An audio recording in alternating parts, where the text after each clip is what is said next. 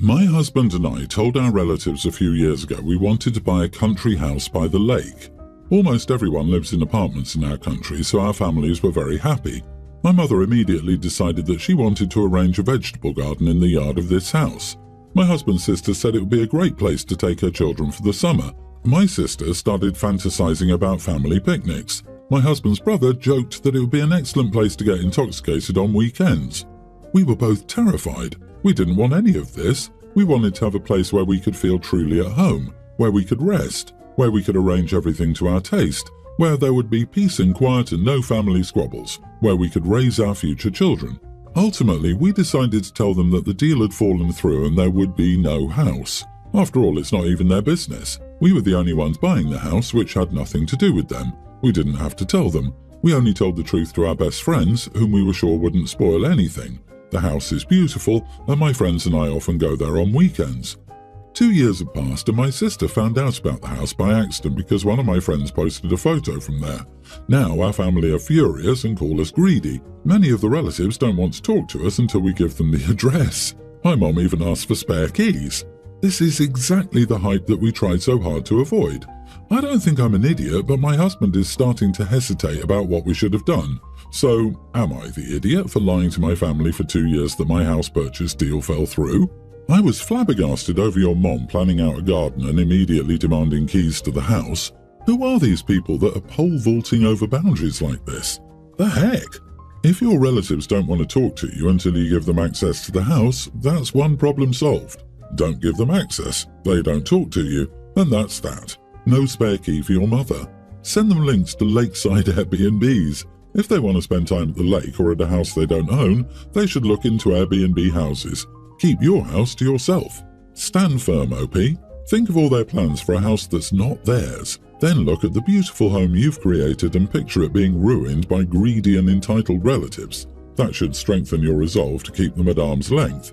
Not the idiot, and neither is hubby unless he gives in to their demands. Your relatives suck, though. Everyone's the idiot here.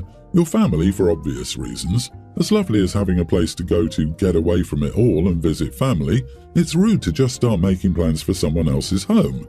You need to learn to stand up to your family, OP. Lying about having the house was never going to work in the long run. They were going to find out eventually. You could have handled it better. It's wild that you thought it would be better to lie about buying a house rather than having a conversation that sets clear boundaries. I have a parent where it's just easier to lie about anything because he always has a comment or criticism about everything.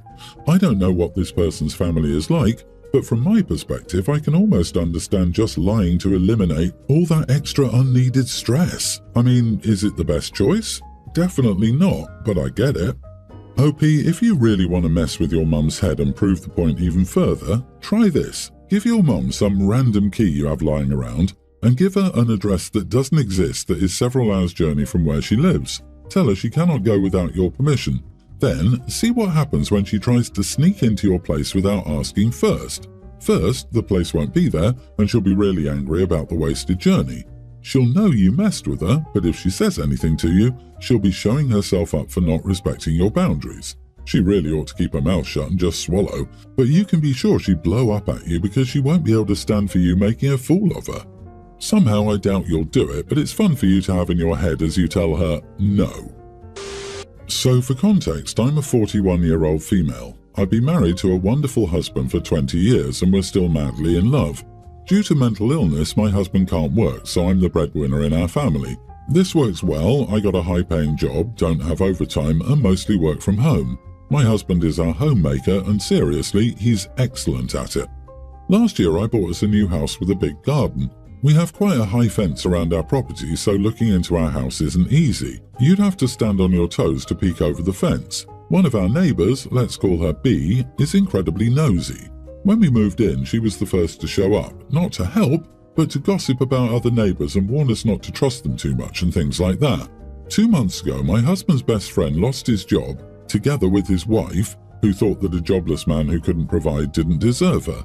The poor guy struggled enormously with bills, divorce and an upcoming depression, so my husband and I decided to get him out of this situation.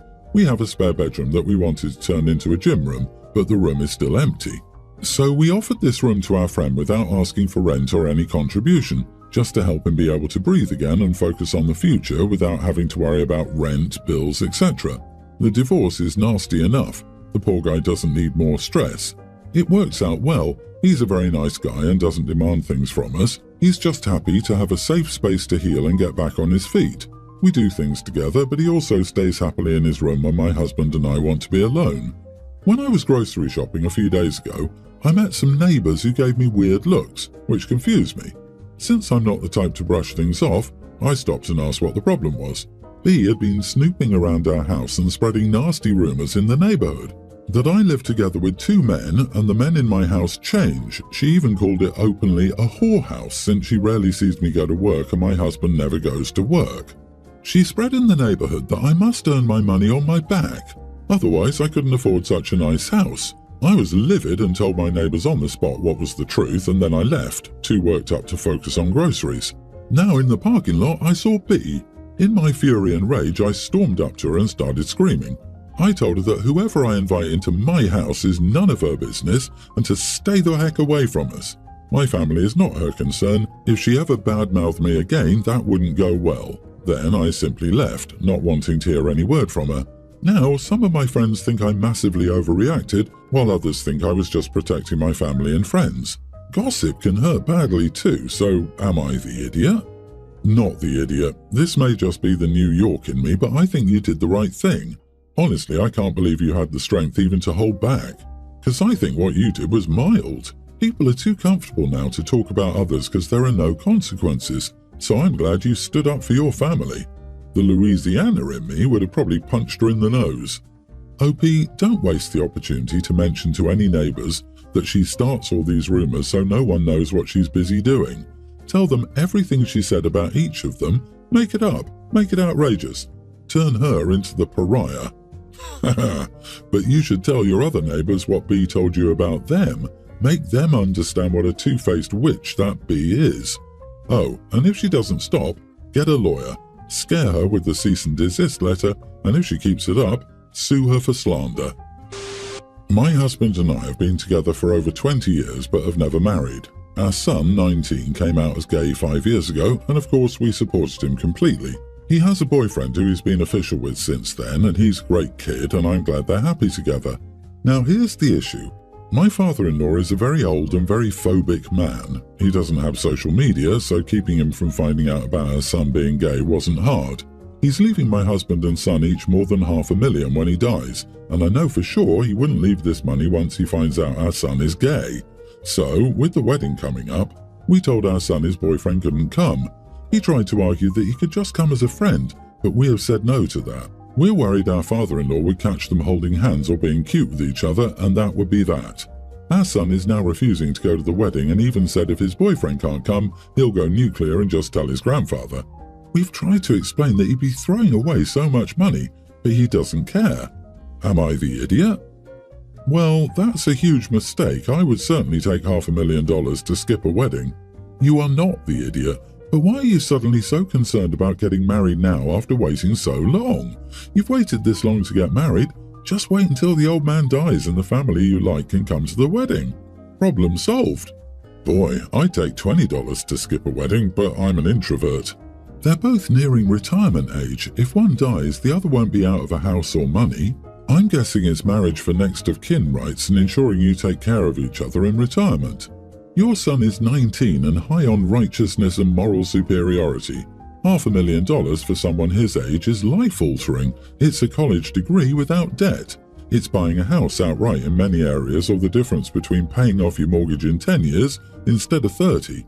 Is your father-in-law an idiot? Of course he is. Does pandering to his prejudices suck? Of course it does. The best revenge your son can have on the old bigoted bastard is to one day start a tradition of saying, "Thanks, Grandpa," every morning when he and his husband wake up in the house that Grandpa's money paid for. Why do you have to get a non-traditional relationship with kids out of wedlock for over 20 years, but the second you want to make it official, you have to shove your son back in the closet? It sounds like the money from your partner's father, not your father-in-law, you have to be married for that, is contingent on you two marrying. So you're selling your son's happiness for your gains. You are the idiot. Enjoy Shady Pines. And I just noticed that you called your partner your husband repeatedly in this story. He's not your husband, as again, you have to be married for that. What happened? My daughter Brooke's birthday was on Friday, so we celebrated at home. Everything was going well until it was time for singing.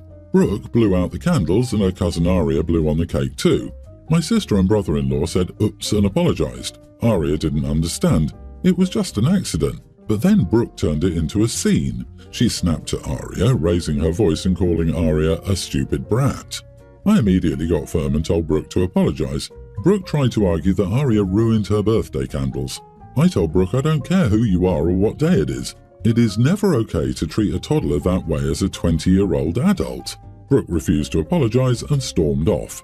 After everyone had left, I informed Brooke that because she refused to apologise for how she acted towards her cousin, I was returning her purse, which was the main gift I had bought her. She also got a Stanley Cup, but I let her keep it since it's something practical for school. Brooke tried arguing that she was too old for me to confiscate her things and that returning the purse was going too far. But I just told Brooke that I bought the purse with my own money and was free to do what I pleased with it. And if she wanted to act like a child, then she'd get treated like one. Why I'm writing? My wife Kimberly said she would not rebuy the purse for Brooke and agreed Brooke was out of line for how she treated Aria during the birthday celebration. But Kim said that I should have more understanding for Brooke because of what's going on with Jessie. Jessie has been Brooke's best friend since they were in 4th grade. The problem is that Jessie recently got engaged and her fiancé is not a good guy. Brooke and Jessie's family staged an intervention to talk to Jessie, but Jessie is insistent on the marriage and has been talking to Brooke less and less. Of course, I understand that is heartbreaking, and I'm sorry Brooke must experience that with her friend.